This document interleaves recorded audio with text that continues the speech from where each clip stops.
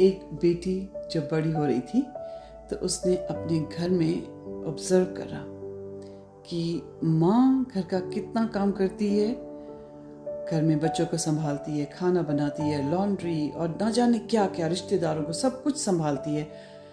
पर जब पिताजी घर वापस आते हैं, उनकी भी सेवा होती है और पिताजी कहते हैं कि तुमने सारा दिन करा क्या, तुम तो सारा दिन घर में रहती हो। और इज्जत तो पिताजी की होती है और माँ की। इतने काम के बाद भी इज्जत नहीं है। तो बेटी ने सोचा जब मैं बड़ी हो जाऊंगी ना तो मैं भी पैसे कमाऊंगी। और जब वो बड़ी होके पैसे कमाने लगी, अब घर का भी काम करती थी और बाहर का भी।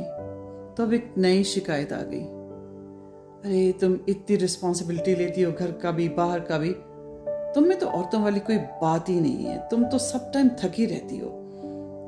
और इतनी रिस्पॉन्सिबिलिटीज लेने के बाद जब उसके ऊपर इतना बर्डन आ जाता है, सोशल, कल्चरल, फैमिली का और उसके खुद की सोच का, तो उसमें औरतों वाली बात कैसे रहेगी।